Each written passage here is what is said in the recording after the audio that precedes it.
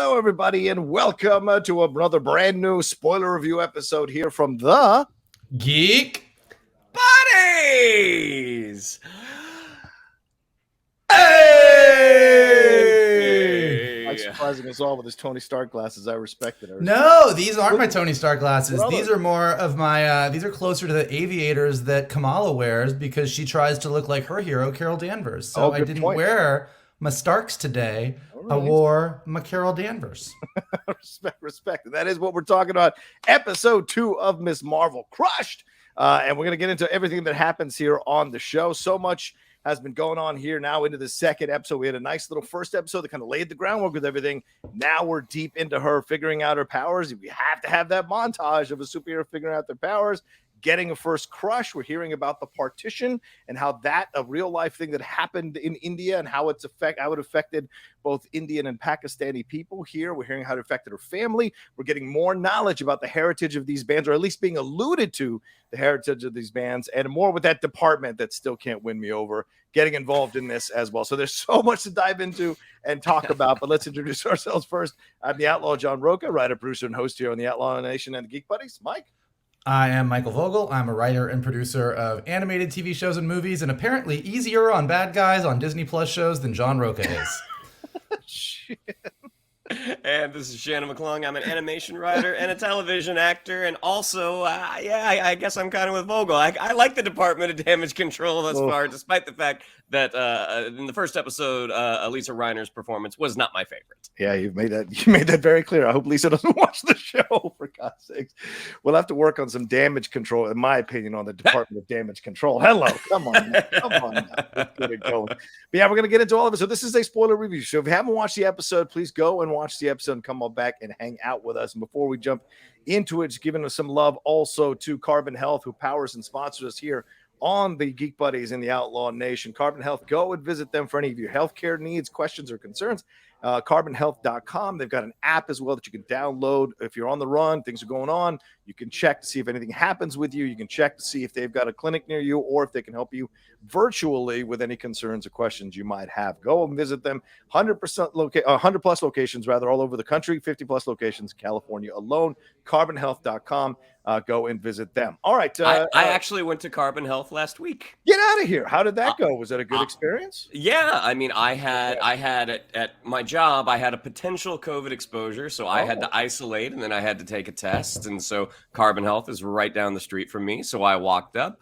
I was in and out in about 5 minutes and I got my results just over 24 hours later. Yeah, it's a great. Well, that's fantastic. See, so great healthcare should always be convenient and accessible, no matter who you are. Go ahead. Shannon's leaving out the part where he walked in and said, "Do you know who I am?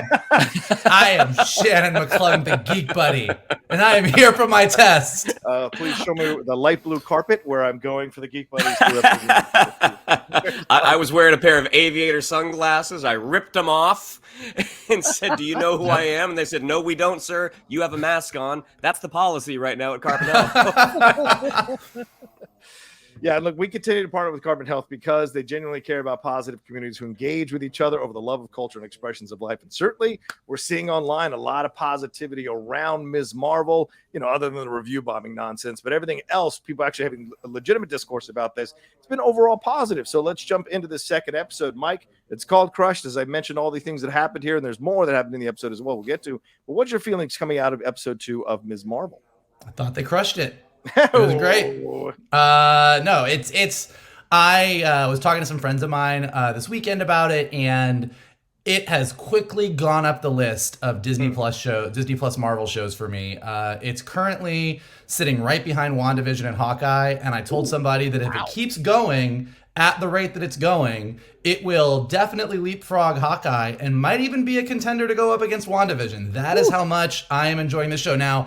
Anybody who listens to our weekly show knows I'm already a fan of Ms. Marvel. Like, I'm a huge fan of Kamala Khan in the comics. I love her comic. I love her on the Avengers. I just love her in the Marvel universe. So, as I said in week 1 review, like, I was mostly relieved with week 1 that we got a show that really felt like it captured the spirit of what Miss Marvel and Kamala Khan was. And then with this week, kind of continuing that story and also seeing where it's diverging and some of the new mysteries and how they're taking elements of the comic, but kind of retooling it for the MCU. I think they're doing a great job. I was super, super into it. I'm super curious to see where some of these things are going. And the show continues to be charming as hell and great.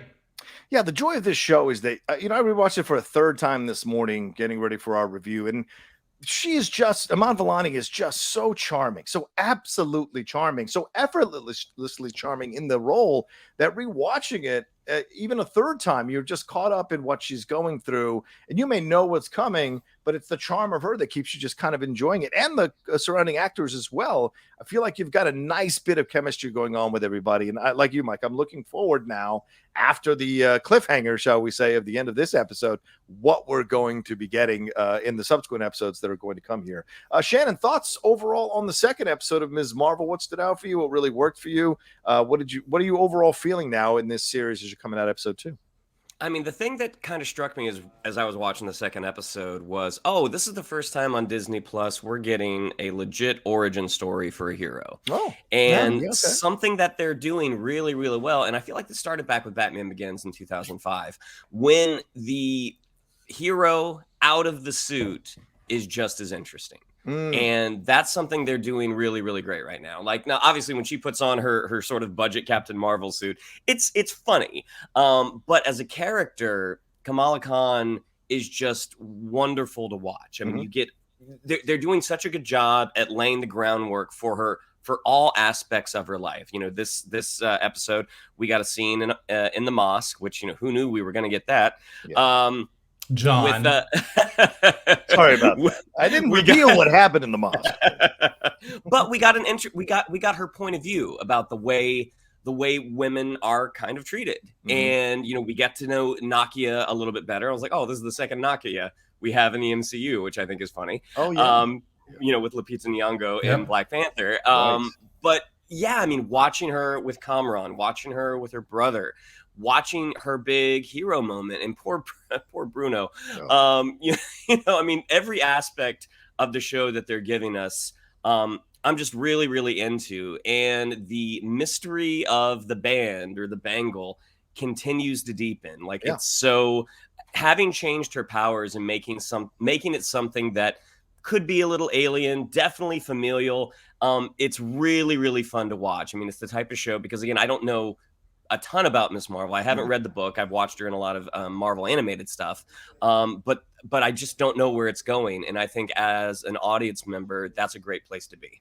Yeah, the reason they can just give you just a little bit of the bangle and keep you on the hook on that is because, as you said, Shannon, here, they are really giving you a very full life in this character. So there's so much going on that grabs your attention and that you're interested in to see how it all is going to play out, that it keeps you kind of on the hook. And then the bangle just kind of adds to it, so they can take their time laying that mystery down through the series. So I agree with you 100%. They're doing such a great job, both with her inside and outside the costume, making that life be very full and rich and interesting for sure. So let's jump into that, Mike. Let's start first there with Kamala and what she went through here in this episode. We see her walking through the door at high school, and she's feeling it. She's doing the bip-bop. I mean, some of us, you have that one day where everything's just kind of working, and you feel kind of like all the other stuff that was bothering you before isn't bothering you, and you see her kind of swaggering through the high school, which is really nice.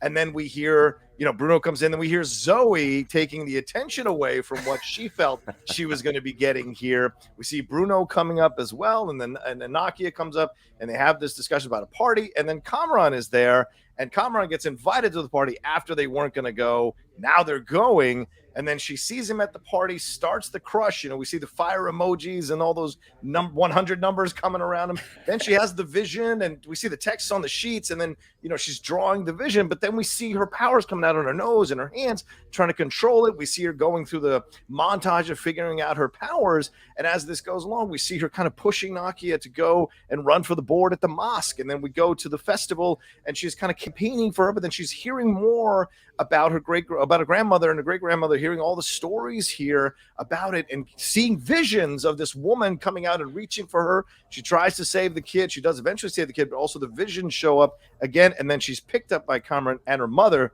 who says she's been waiting to meet her. So there's so much she went through in this episode. Talk to me about how you felt her journey went through the episode and how you feel the character is coming along so far in the series. You just did a synopsis of the entire episode, so no, just her part. There's more to go.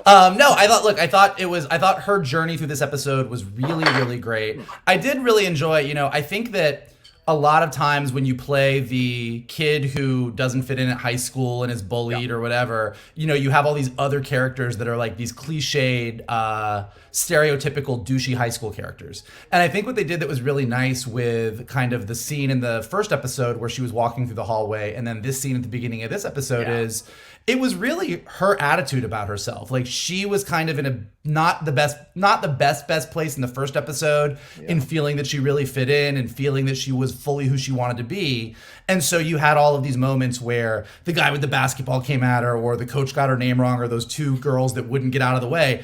And then in this episode, it wasn't that those people all of a sudden drastically changed. It's just her outlook on life changed. And all of a sudden, she could handle anything, and everybody responded to her in a different way, which I thought was really kind of cute and nice and fun. And again, she is so charming that she sold the whole thing. Like, it was great. Watching the Zoe stuff was very funny. I mean, Zoe sort of just like I just felt so safe and secure, and I just felt so, and you're just like, oh my God, like, that is not how this went down at all, but sure. Okay, girl.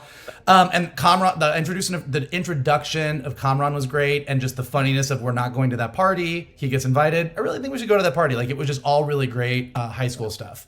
I really do like all the nods to the comic. So like when they went to the party, Kamala's wearing that hat that she wears in the comic book, and that whole scene where the guy gives her the drink and says, is there alcohol in this? It's just orange juice, a little bit of vodka, is almost word for word from the comic book. And they do that a lot in the series. Her and Nakia in the mosque, like, there's just a bunch of places where you can put up what was on screen right next to the shot in the comic book, and it's literally verbatim. So as much as they're doing things to change things about her origin and making some changes in the series, they're really being very, very close to the series in other ways, which I think is really, really nice. Okay. I loved the montage sequence of her and Bruno. It was just super cute and well done. I loved the little silly, cute nod to Infinity War and Endgame and Black Widow hanging off the ledge. Yeah. She's like, you have to let me go. You have to let me go. But she was really just 2 feet down. So that was really, really cute. Yeah. And everything with Kamran really worked. I mean, when you have this whole like, oh, we're going to introduce the hot guy and we're instantly going to have this attraction and whatever, something about the specificity and the way they handled it all, and him being as charming as he was, just really sold it. Like that whole scene with them at the restaurant when Amir came in with his fiance, like, they were just so cute and adorable. So you're really like rooting for them. And if you are reading the comics and you know where things go with that version of Kamran, you're like, I feel really conflicted because he's really cute and charming, and I hope he's not bad. And so really just seeing her come into her own. Now who's reading ahead? But okay. I don't know what he's going to be. I can tell you what happens in the comics. Okay. We can touch on that and compare and contrast, but we'll see where he goes here. Yeah. But I do think that, like, even the whole scene with her doing her big rescue, saving the dumb kid who does something stupid is like superhero 101. We've seen this time and again in different origin stories. Yeah. But again, just the weird specificity of her being like, hey, what do you like? And him being like, I like ice cream pizza.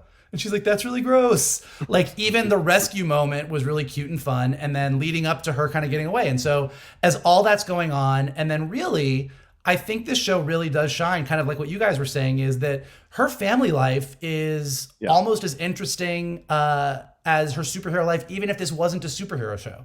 So the whole scene where they're around the table talking about partition, something that most of us know very, very little about, and kind of getting a little bit of a mini history lesson on that and seeing how it ties in to this mystery about her great-grandmother, her talking to the Illuminantes, at the festival about her great-grandmother. And again, this is an area where, whether you read the comics or not, this is a really interesting space because this is not what her origin is in the comics. And so kind of seeing where they're taking the story of Partition and her great-grandma, which is from the comics, but wrapping it into the bangle and wrapping it into her origin, like, I think they're doing a really nice job, again, of taking what was there and what worked in the comics and then tweaking it for the MCU in a really interesting way.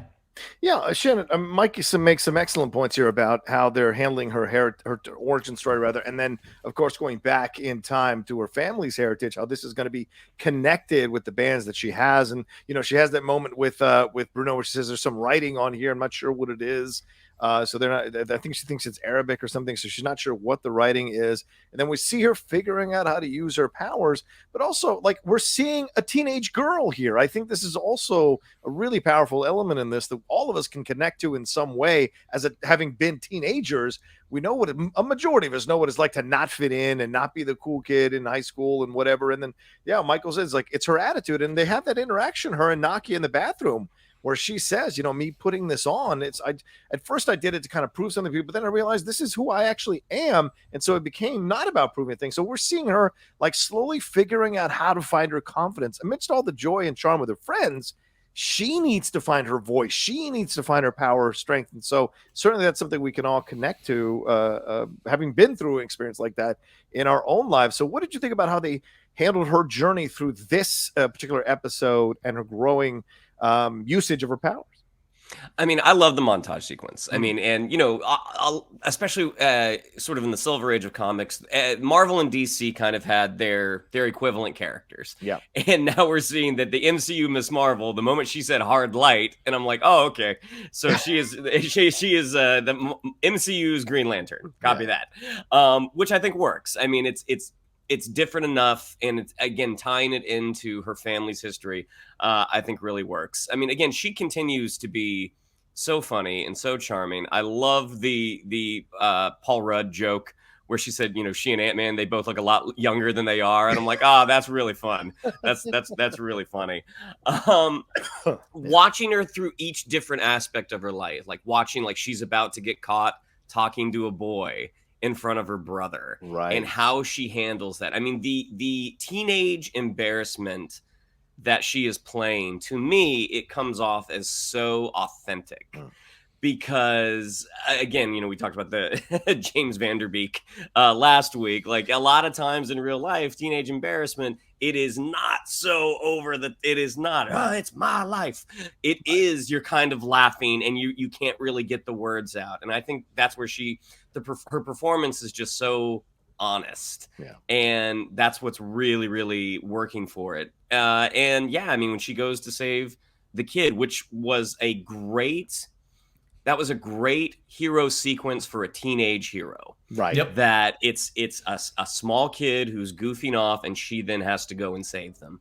And how much they were able to get in that sequence, that she's becoming more comfortable with her powers, but now she has the X factor of having somebody else there with her. You have that sort of cosmic flashback.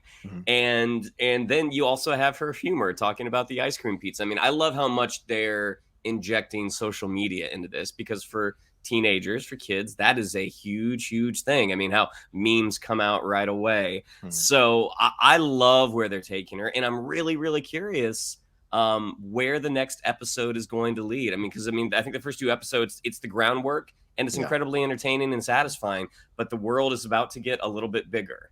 Yeah. And that's a journey I'm really excited to see.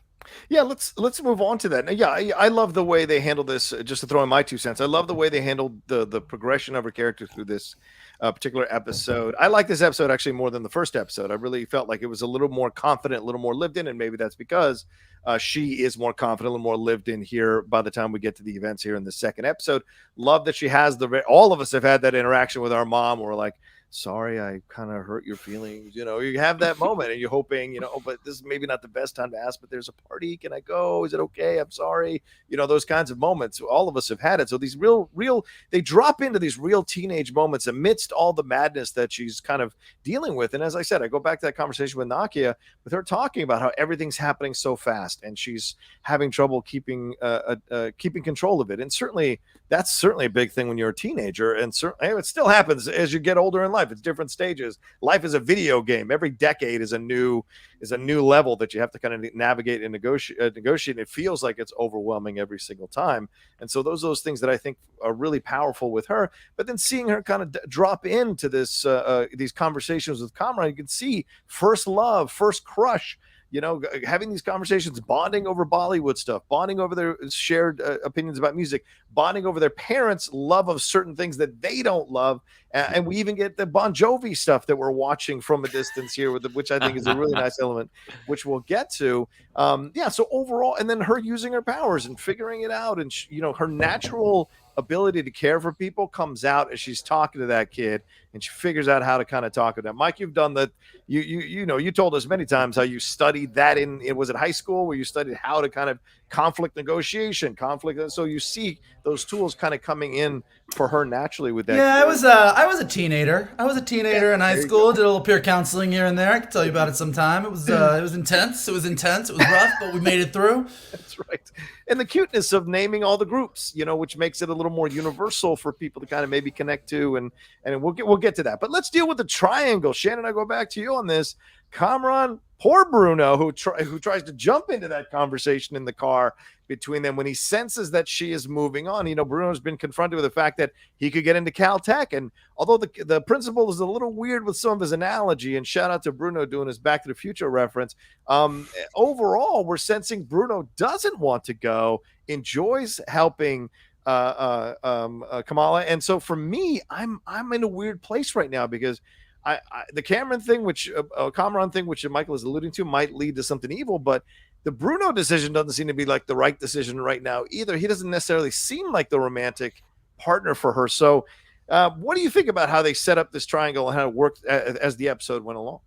I think it's a perfectly natural love triangle. Okay. I think could she have feelings for Bruno? Maybe, but I think first and foremost she views him as what he is. He's one of her best friends. Yeah. And also I think growing up in particular cultures, I mean, even though she's kind of pushing back on some aspects, in particular cultures, your parents are very clear about who you can date and who you can't. True. And somebody like Bruno, even though they love Bruno, he might not necessarily be the guy that they see. She sees a guy like Kamran who does have a similar history. Yeah. She sees that as someone that she's obviously attracted to because he's a handsome young man. He's charming, but also this is someone mom and dad, I wouldn't have to have a fight about this with mom and dad. Maybe at the beginning because she thinks her brother's going to think it's inappropriate that she's, you know, having some one-on-one time with a boy. But watching... that could also be privacy, right? I mean, she doesn't want to tell him about it because she wants to have this a little bit too. Yeah. Sure. But watching Bruno through the whole thing, when Kamran calls him Brian, oh my God, which was on purpose. Which was, I mean, but equally as good, if not better, than was Nakia being like, "Oh, is Brian sad? Brian feel bad." He's like, "You know, that's not my name." But I mean, Bruno getting this opportunity to go to college early or for the summer, have everything taken care of. And as a teenager, not necessarily wanting it because the thing that he wants is at home. So everything, I think they're just playing the kids because I mean, that's how I view them. Like they're teenagers, they're kids. Everything, how they're playing with the kids again, is just so real and so believable. And I don't know. I mean, I don't want to ask Vogel how things turn out in the comics because obviously the show it's kind of forging its own path, but I'm very, very curious how this whole thing ends up. But, you know. Oh, yeah. I had some guys texting me yesterday. They're like, is Bruno go evil? Does Bruno go bad? Is Bruno great? Is Bruno good? Does Bruno become a hero? Tell me about Bruno. And I'm like, we don't talk about Bruno. I'm not telling you anything. But whether or not the show goes on for another season, if Kamala Khan is just in the movies from here on in. I love the Miss Marvel universe that they are building around her. And even though she is going to be a player in some bigger things, I hope that when that happens, we don't lose her universe either, because everything in it is really, really enjoyable. Yeah. Like thoughts on the triangle and how they've set this up. You know, we have the moment where he comes out of the pool, but also, and Nakia has feelings for it. I mean, Nakia's pretty, you know, she's got a little thirst going on as well when they're standing there looking at him. So how this all plays out, and then at the end ending up in the car with her and his mom. So a little more sinister approach to this possibly by the end of the episode. So how do you think they set up this triangle and the interactions with them? Because we do have even that moment with her and Bruno where she's trying out her powers a little bit later on in the episode, and she kind of supposedly saves him, but he's like down on the ground, and it looks like a little bit like there might be a moment, but then the moment doesn't happen. So what did you think about all of this in the triangle? Well, I mean, first off, I want to agree with what Shannon just said at the end there about one of the things that I think is great about the Miss Marvel comic, and what the show is doing really great, is that the entire cast is wonderful. Yeah. Like yes, we are all excited that Miss Marvel is going to be in Marvels, in the Captain Marvel sequel. But like, I want to see Bruno and Nakia and Amir and Kamala's parents. Like, I want to see all of them in the MCU. I want to go to see a movie, and I want to cut to Kamala's house and have her parents being ridiculous because they're so adorable. So I think they're doing a really, really good job with that. I will say in the comics, and I don't think this doesn't give anything away about Bruno's journey, but in the comics, he doesn't go off to Caltech for a while, but he does go to Wakanda for a while. Like, they do kind of play some of those similar things, and Bruno is smart enough that he can kind of go anywhere he wants. Like, he's really, really good at what he does. He does more than just make some photon gloves for Kamala. But I think they're doing a great job. I mean, this is classic. You have your best friend / kind of nerdy guy, and then you have the super, super sexy, charming guy. And like Shannon said, in this case specifically, the super sexy, charming guy understands your life in a way that a lot of your friends don't, because they're outsiders. Like, every conversation they have about Bollywood directors, nice fun little Easter egg nod to Kingo from Eternals in there as well, but like, you know, like all of these little moments where they're having this, like, we instantly get each other. Even when she says, you know, she refers to her mom, I think is Ama. I forget the exact word in that she uses, but she uses the word and then she goes, oh, that means mom. And Kamran's like, no, I know what the word means. And all those little moments are there to show that, like, he gets her in a way that Bruno could never quite be there. So he represents something that's very, very tempting. Given the end of the episode and given where Kamran is likely to go, that is going to be kind of sad for her maybe down the road. We're gonna see, but I mean, I think that for right now, it's the perfect high school triangle. Yeah. How many times have our crushes turned out to be evil villains? Well, it does happen, so you never know. I can tell you some stories.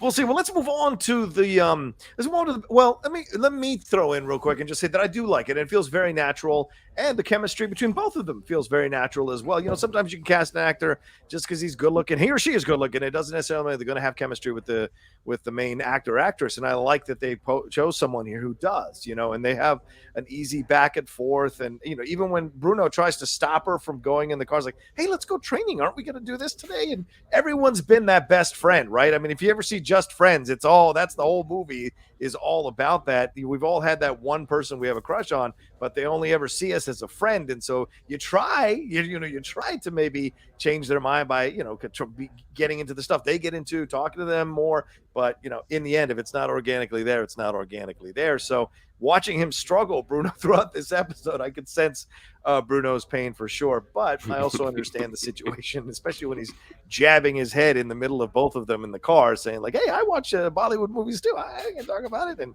even Kamran's like, yeah, great, thanks. That's really cool. So, you know, we're seeing I like the way they're laying the groundwork here between them all perfectly. So, but let's jump into the bands here. Michael, I go to you on this. I mean, so much connected to her heritage. We hear the conversations about the partition and then what happened to her mom's mom, and the experiences they had and the great grandmother as well. And we hear about how someone followed the stars to her father, how her mom's mom followed the stars to her father. A little allusion to possibly there's more here with these bands. We see when that story is told, we see the woman come out in a flash of smoke from the kitchen and it's gone. And then we see that woman appear again when she's saving the kid. And the bands, as I said, they think something's written on them. We see the powers coming through her nose, through her hands, which they saw a very funny tampon pads moment, I think, between them, which probably made a bunch of dudes uncomfortable, but that's real life. And I want to know, do you like the way they're setting the mystery here? And what do you think we're going to be getting as the overall mystery of these bands?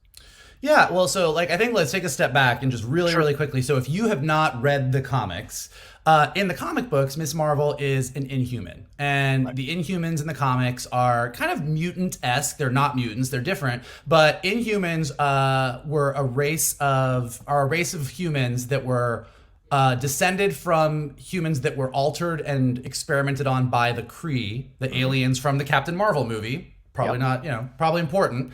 But the Kree experimented on humans, gave them these latent genes, and if they're exposed to the Terrigen mists, this kind of smoky substance, a human with the Inhuman gene will sort of go into a pod and then come out with superpowers. So that's what happens to Ms. Marvel in the comics. Spoiler, because it's not going to be an issue in the show, Kamran in the comics is also an Inhuman. And when he comes to find Kamala, it's because, hey, you're an Inhuman, I'm an Inhuman, we should be Inhumans together. So that's kind of her origin in the comics. Separately in the comics, the entire story that they tell about Kamala's grandmother being a little girl and her great-grandmother getting them out during partition, all accurate. And even there's a mention of seeing, as they were kind of getting out of Bombay, seeing a shooting star in the sky and thinking they were blessed by the stars. So even the story that they tell sort of has a basis in the comics. Yeah. The bangle, totally new thing. Totally made for the series. Okay. Yeah. Now, the bangle's interesting because a lot of people are talking about in the Marvel universe. There's the quantum bands, which are an ancient alien artifact that are given to people to give them great powers. There's also the nega bands, which were powerful relics of, I wrote it down, the Kree Empire, that could save you to the negative zone. So I think that however this is all going, whatever these bands are, we watch the Ten Rings, Shang-Chi and the Ten Rings. You have Carol Danvers there at the end talking about this. They're pinging some alien artifact. So we know we have the Ten Rings that are kind of an alien artifact. Now we have Miss Marvel's bangle that also seems to be some kind of artifact, potentially alien in nature. And so it seems like they're just jumping over the Inhumans part because we don't have Inhumans in the MCU. Right. But potentially this is going to be tying back to the Kree in some way, which is also where Carol Danvers came from. Right. Annette Bening being sort of the supreme intelligence of the Kree Empire. So I think it's really interesting the way they're taking all of this and kind of leading it down this road and taking this story of partition and her great-grandmother and wrapping it into it. So it now seems like her great-grandmother either had this artifact, maybe her great-grandmother was Kree.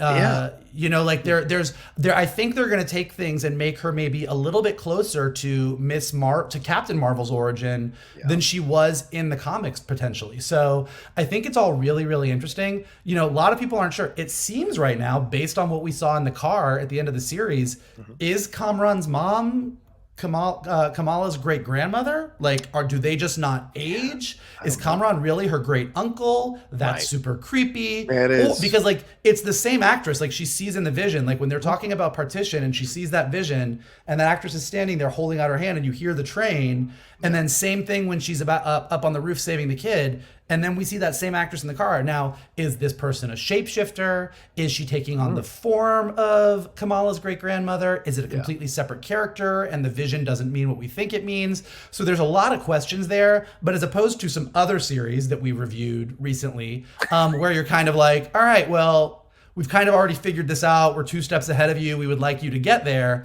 Yeah. This is kind of wide open. We're there's a lot of stuff that they're giving us, but I think when they all wrap it up together and it kind of gets that little nice MCU bow on it, I think it's going to be really cool. Not only how it kind of resets Kamala's origin, but also how it potentially really ties into Carol Danvers, her story, the Kree, the Supreme Intelligence. I kind of feel like there's going to be a lot of that. I could be wrong, but it does seem like that seems to be where they're headed.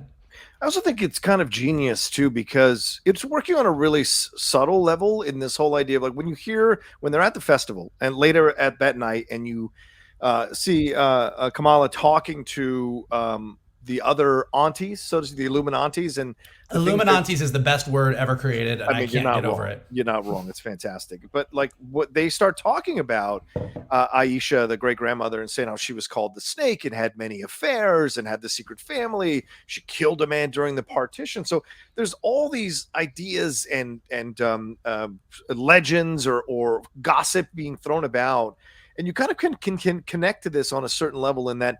Now it seems like in the world of the MCU, it's okay to be a superhero. You get accepted a little bit more, with Kingo, the Eternals, all of it. So you're seeing that there's more of an acceptance. Back then, being a superhero could cause people to see your powers as evil or see you as a negative. No different than back then being a person of color, being an LGBTQ person, all these things, it could be seen and portrayed in such a negative way. We're supposedly a more accepting society. So there are, parallels that you can make in symbolic ways to how they're portraying this situation with the great grandmother. So what was she really, and what are the motivations, and so I'm very interested. Yeah, I think you're 100% right. There's two ways to sort of slice this one, and it's gonna be interesting to see. One is exactly what you said. Her great grandmother was a hero, made sacrifices, but it was outside of what was culturally appropriate at the time for a woman or for any, or like that, so that that she was looked at as a snake, as a villain, as an embarrassment, and brought shame to the family. Also, that woman sitting in the back of that car at the end doesn't necessarily look like a hero, could go down a bad road. Also, is this someone who used this power and did do bad things or did things that she thought was right, but got carried away? And is this going to be someone that Kamala has to face off against? Is this someone where I chose to use this power in this way because society did this, the British did this is what was happening during partition, I've gone down this road. But now Kamala's like, well, I don't believe in that, and has to fight against her. It could go either way. It could also be a blend of both. Yeah, absolutely. Shannon, what are your thoughts on how they're handling the bands and how they're laying the mystery of this, and how her powers were used throughout the episode? And then, of course, hearing more stories about how this could be connected to generations in the past, her descendant, or her ancestors rather, in the past here, how these bands could be even older than we initially might think. Well, I think it was either during the montage or pre-montage. Bruno said to her, looking at some sort of scientific readout, basically saying, whatever you're doing was already in there. The bangle is sort of releasing it. So I think they are kind of skewing closer to her Inhumans comics backstory than we originally thought. It just seemed like, the bangle, that gives you powers, but it's like, okay, that's sort of just the conduit to let those powers out. And the fact that when she had that memory, that flash, it's like, okay, was that something that Kamran's mom actively did? Or is that something else in the band? Does it hold sort of genetic memories? These are all super, super cool. It's very Assassin's Creed. That guy hops into a thing and you're able to access these memories. So that part, the whole mystery of it is super, super cool. And something else that I like about the show, and this isn't necessarily this about the story, but the introduction of things that we in Western society don't traditionally know that much about, the Great Partition. Because I knew there was something about how Pakistan was created. And so finishing the episode the first time, the first thing I did was looked up Kamran, and I'm kind of like, oh, okay, so this is where he's probably going. But then I also looked up the Great Partition, and it's like what I did after the first episode when they were using sort of, Islamic terms. Then I'm like, I don't know what that means. What does this mean? So that's something that I think the show for the audience is doing really, really well, is introducing these this history that we don't necessarily know that much about. And it's sort of, if it's having the effect on anyone else the way it's having what it's having on me, I think it hopefully is broadening people's horizons a little bit. Now I know I'm kind of getting off the bangle here. Well, that was the next section I was going to talk about. So, if you want to wrap up the bangle stuff and keep going on this. Why don't you focus on the bangle right now and let John do it the way he wants, Shannon? No, I don't care. because Shannon said he was going off the Bengal. Yeah. Like, well, if you're done with the Bengal and you want to go into the section, great, let's go, because that's where we're going to go next anyway. So yeah. Yeah, I mean that was leading me to the mosque. I don't know if that was. I was just going to ask you guys about that. Yeah, go ahead. Right. So the really interesting thing about the mosque is, again, the way, at least the way I was brought up, we're not very exposed to other people's cultures. Right. And when they are first introduced, at first glance, they're so different. And I think that for a lot of folks, that can be scary. And then watching the youth of the mosque, watching the two girls take selfies during the prayers, during the lectures. And I was like, oh my gosh, this is just like when I was a kid at church.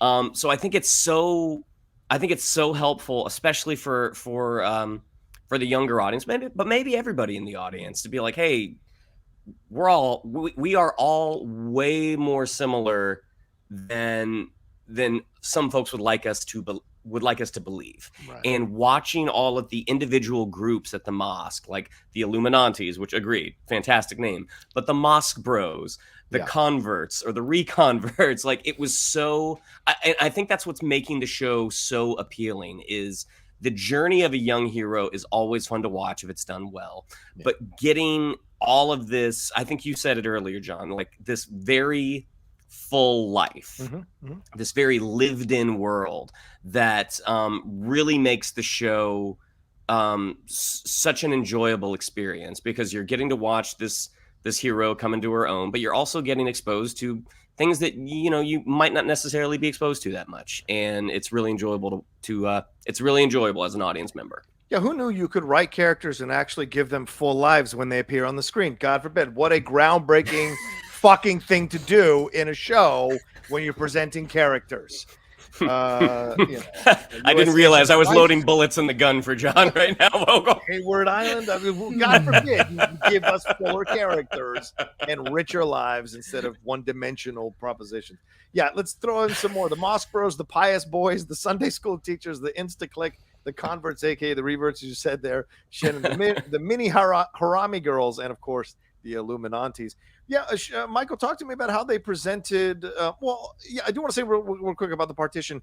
20 million people were affected by the partition, and 2 million people died overall, is what they estimate when that happened. And look, I'm a big fan of Gandhi, the movie, and that leads you all the way up to the point where they liberate from the British. But of course, the partition is what happens afterwards, which causes, they reference in the movie, civil war. Now, when you're in the model United Nations, nerds, fellow nerds, you do learn about the partition. You do learn about these things because there are things you reference in speeches and conversations and debates. So model United Nations, if it's not in your school, you should definitely push them to put it in your school, because you learn so much about the world that pops up randomly 30 years later in an MCU show. So it's kind of crazy. And I love that they're giving that the proper respect. And I love that it's part of the heritage in the comic book. So, Michael, talk to me about how you felt they presented the cultural aspects of this, the mosque, the conversations that we see between Nakia and Kamala, and Kamala's conversations with Kamran, and also her conversations with her family. They're having this and the mom having to walk away because she doesn't want to talk about it, because although Yusuf's experience was a positive one, her experience with her family wasn't. So can we talk about that?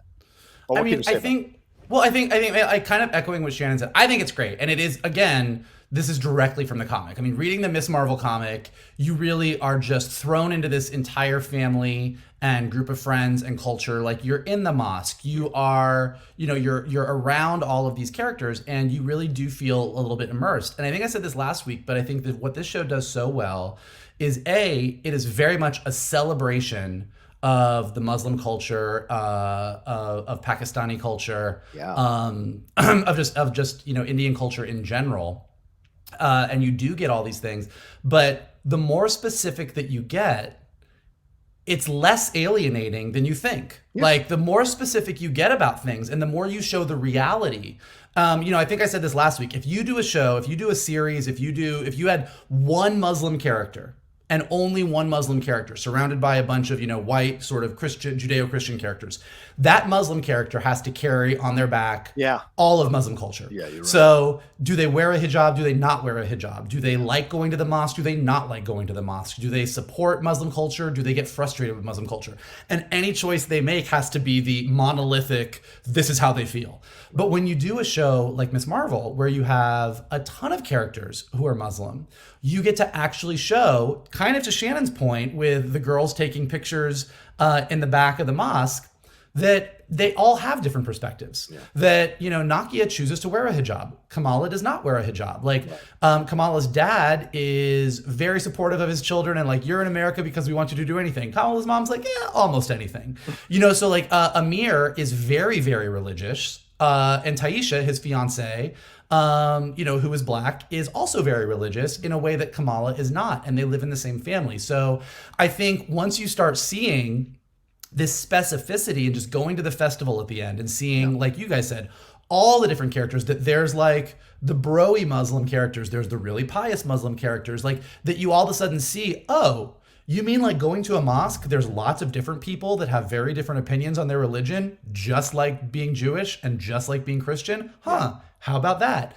And it allows you to sort of really immerse in a way that, to Shannon's point, you actually do learn a lot as you're watching this. There's definitely things that I looked up. I certainly looked up Partition and learned a little bit more about it than I did previously. And you feel like, oh, I get these people. This is the same as what I grew up in. Like, going to temple when I hated going to Hebrew class and would skip it and go stay in the restroom at the temple until my mom came to pick me up and read comic books, is just like anybody that didn't want to go to like any class in any religion. So I think they're handling it great, and I hope they keep doing it. There is a part of me that gets, this is like the cynical part of me.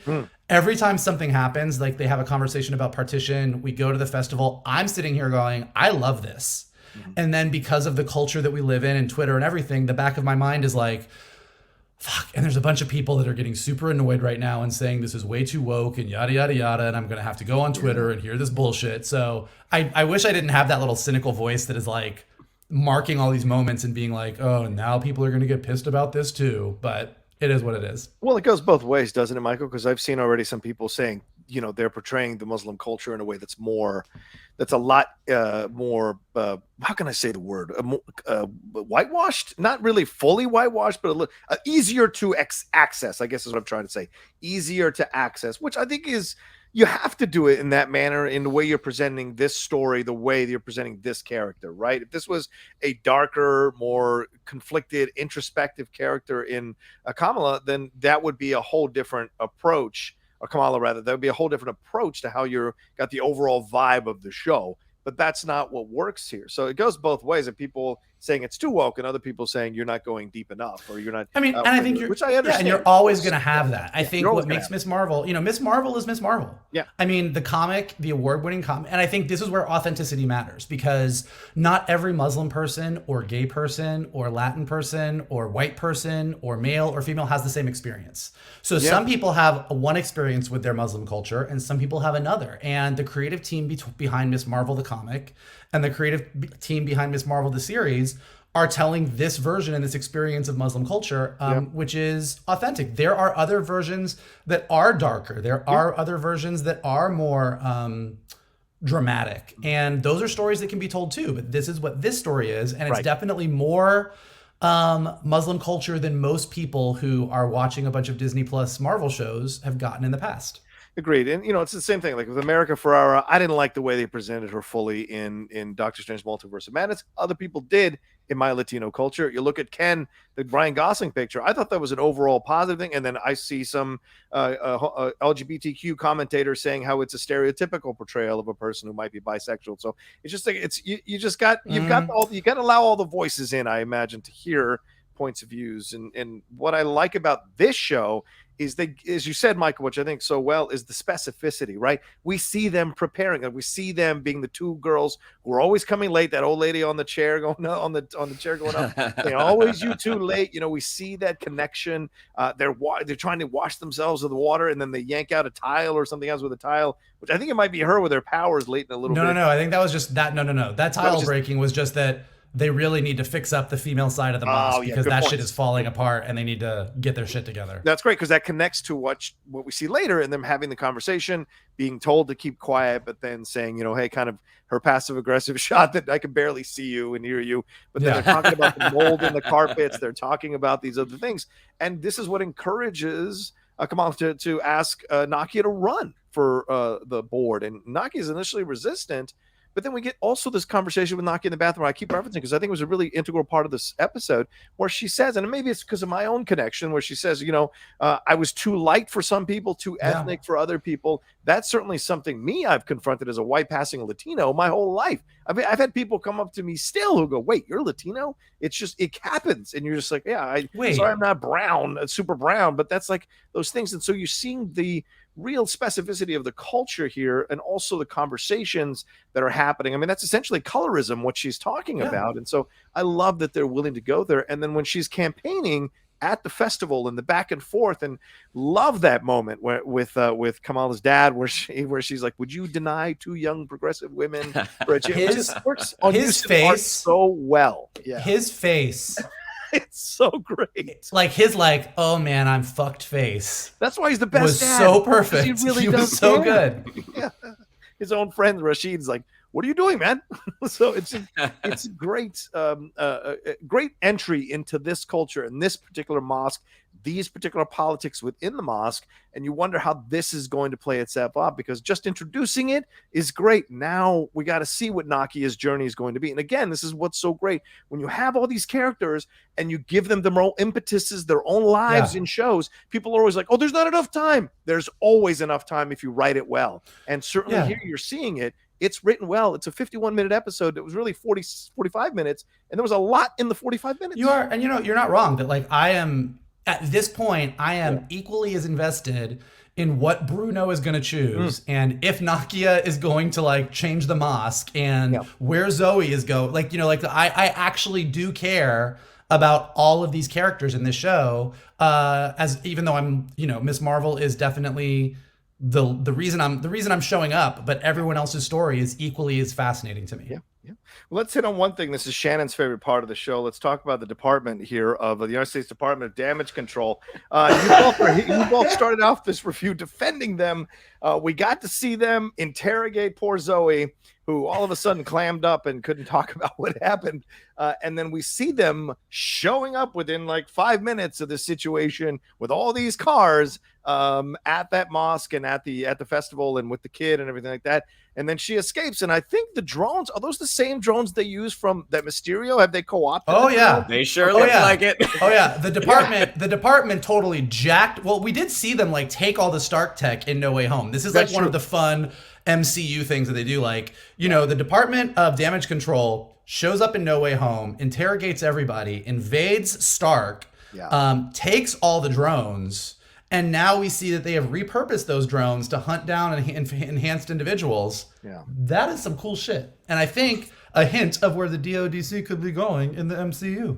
I just don't fear them at all, Shannon. They're played to me like Keystone Cops, and that doesn't work for me. So, but you tell me why. You tell me about this department. Do you like the way it's being portrayed? Do you like the way it's slowly coming along in this episode as well? I mean, that tri-state sweep, her asking her those offensive ethnic questions. I mean, what are we doing here? Well, I think with that moment in particular, talking about the Latina Latinx switch there, I think that's demonstrating that character. Again, I'm not loving that performance, but I think that was the point: is to sort of display this person's sort of unlikable traits. Now, Arian Moayed, I like what he's doing. He's kind of using the net approach with Zoe, how he's kind of flattering her. Like, what? Oh my gosh. I'm such a fan. I bet you were just swarmed. Like he's using honey rather than vinegar to catch the prey. But I mean, I think initially it's I don't think he thinks that she has powers. I think he's trying to find out all right, was this a hoax? I think you set this up to get the likes. And then the tri-state sweep, that I will agree. I don't think that was the smoothest piece of writing, because it's kind of a leap. to be like, all right, was she Latinx? Was she Middle Eastern? All right, let's do the tri-state suite. Let's do temples, community sitters, and mosques. It's like, that's a little bit of a little bit of a leap there. But watching them, I think if not for Alysia Reiner, I thought that action sequence worked really well. Like that sort of flank maneuver where they've got her boxed in on both sides, and then watching her use her powers to be able to step over them. And then Alysia Reiner, she hops in the car, and Alysia Reiner goes, well, where'd she go? She's like, okay, I feel like you're not like a great agent. I don't think any of them are great agents. This is what driving me nuts. I'm not sensing any real danger from them. I'm sensing some racism and some sexism, but I'm not sensing any real danger. And Mike, they mentioned Zoe might have a sister. Is this a comic books thing, or were they just kind of going out in left field with a tangent about thinking it red hair just like her sister? Like, what does this mean? No, I think they knew that Miss Marvel wasn't white. But he's doing the Ned thing. Like, they're kind of like getting her to admit more than she thinks she's admitting. Was the way the scene was being played. I like the whole Agent Cleary thing. I liked him in No Way Home. Okay. I liked how he like played one way against MJ, one way against Ned, kind of like coming after Aunt May about like, putting a kid in danger.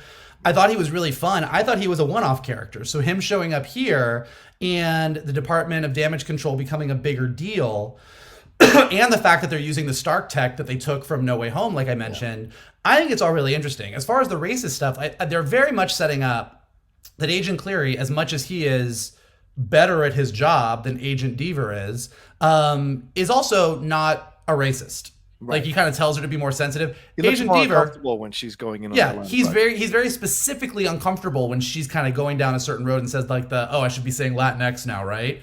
And he tells her to be sensitive when she goes to the mosque. So I think they're setting her up to be more of an out and out racist and setting up him to be less of one. Yeah. Where that all goes, I don't know. But look, I think there's a couple interesting possibilities. One, there's already people on Twitter that are pretty sure that Agent Cleary is a Skrull. Maybe not, we'll see. But the Department of Damage Control, if I was going to invade Earth, is definitely a place where I would insert some people. So as we lead to Secret Invasion and see how widespread it is, he does say pretty quickly in No Way Home that Nick Fury has been off planet for a while, and we know that Nick Fury is with a bunch of Skrulls. So possibility there. But the other thing is, in Marvel Comics in the past couple years, they did do this whole, it was called Kamala's Law, actually, but it was a whole law that the government passed that outlawed teenage superheroes. Oh, wow. Where they were going after anyone who was an underage superhero and arresting them because it was unsafe for teens to be putting themselves in danger. Wow, so as we see the Department of Damage Control show up in No Way Home with a group of kids who are just in their senior year of high school, seeing them showing up here in Miss Marvel, and knowing that we have a checklist of teenage superheroes that are all coming down the pipe, I do think the Department of Damage Control is maybe being set up to be a bigger sort of government foil for teenage superheroes. And Johnny, to your point about level of danger, I think because we're in the Disney Plus zone and because we're dealing with teenage superheroes, right, I do think you need a governmental heavy force that is dangerous, but maybe not as threatening and dark as you would if you had him going after a bunch of adult heroes. A little more touchy-feely, you might say. A little bit. I can understand that. I get that. Maybe but it's still a concern of mine. I think there's a better way to do what they're doing, and I can't quite 100% put my finger on the reason, but it just kind of throws off the rhythm of the show for me whenever we have any of those scenes. And I don't know if there's anything, and I'm blaming the actors like Shannon and stuff. I'm just more a matter of like, I don't know, I don't know necessarily what my feeling with it is overall, but maybe that'll change as the series goes along, and I'm going to be more invested in what's happening because I'm invested, like you said, Michael, earlier. I'm invested in everybody now in their separate journeys in their lives and their connections with Kamala. I'm not sure if I'm connected 100% with the DODC for sure. All right, any final words? I think we've talked about everything. Anything I missed? Anything you guys want to bring up that I haven't talked about, Shannon? Yeah, there was one sequence that we didn't talk about, Okay. but when Kamala gets back from her sort of pseudo date with Kamran and then he kissed me sequence. Yes. So I mean, again, I think that just sort of encapsulates what the series is as a whole, and it's just so much fun. I mean, the fact that it's wasn't it in Dirty Dancing as well, and then he kissed me. Adventures in Babysitting. Well, Adventures in Babysitting. The opening. That's a different song, right? Because Right. that's "Be My Baby." That was "Then He Kissed Me," right? This is very much the opening of Adventures in Babysitting. Yes. I mean, so much fun, and they released the numbers that I guess the premiere of Miss Marvel was the lowest in terms of numbers, but I feel like this is a show. Someone had mentioned when the Marvels comes out, which is next year, that people are going to race to watch Miss Marvel. But also, I think this is a new hero. Some people might not be as familiar. I think this show, even though it didn't have the biggest splash, I think this is going to be one of those shows that just builds. It is just going to build and build and build, because you can't deny the quality that is being presented right now. Right. And the thing is, at the end of the day, also, we've got a lot. People are consuming a lot. And so some things are going to suffer in comparison. It does not mean they're somehow lower of quality or they're not still as damn good. It's just a lot. Like, they announced a Wonder Man series. I bet 8/10 of the people in this country don't know who the hell Wonder Man is. And so what are those numbers going to be like? So but they have to expand the universe to bring these new characters in. And so this comparison stuff, I think you have to throw in a bunch of more factors other than straight comparison with everything like this. So, Michael, final words on this episode or anything we missed? And thanks for bringing that up, Shannon. I apologize for missing that. That was a great scene. No, I do think, and I think like just using that scene as they're continuing to do great stuff like that. Like, this is a show where you can go into a musical sequence where, Kamala's texting and it's still like showing up on the bed behind her. Like, they're doing all of these really kind of cool, fun visual things that shows us that this is a show that's really very much coming from Kamala's point of view, Kamala's mind, how Kamala sees the world. And I think that that's really important. And I think Shannon's right. I think that this is a show because of everything we've said, because this isn't just a gotta watch this to check off the box to get to the next Marvel thing. This is a show that really has its own point of view, its own world, its own characters, and everyone is just doing A+ work, with the exception of maybe one or two agents, if you're Shannon McClung. Just one. Just one. But so I think that, some Marvel shows you watch through because you want to watch and see what happens, and you get to the end and you're like, okay, that was cool. I don't know that I'm going to go back to that one. I've already rewatched WandaVision like 4 times. Wow. I've watched, just over the course of like, I'm going to pop WandaVision back on. Like, it's a very rewatchable show just because stylistically it's so cool. Yeah. Hawkeye is something I'm probably going to like throw on every Christmas and just rewatch it because it's got that Christmas vibe. Miss Marvel, I can already tell if it maintains the quality that it's maintaining currently. The characters are so interesting. It's so funny. It's so charming. It's so visually interesting that you can rewatch this. It's very, very rewatchable. And so then, like we said, seeing these characters then graduate up into the Marvel universe, if everything works the way it's supposed to work, this is how the Disney Plus shows are supposed to work for Marvel. We're supposed to love the series and then get excited when we see any of these characters on the big screen. Yep. And shout out to the director here, Mira Menon, who did this one. And of course, Bisha K. Ali and Kate Gritman wrote on this one, and Bisha K. Ali, of course, is the creator. So shout out to everybody involved here for bringing such a wonderful episode. And maybe we're one viral moment from an episode away from everybody now getting involved and wanting to watch the series, and the numbers might skyrocket. You never know how these things work out, and we'll see certainly as we go into episode 3 next week. All right, well, there you go. My final words are this: I'm having a blast.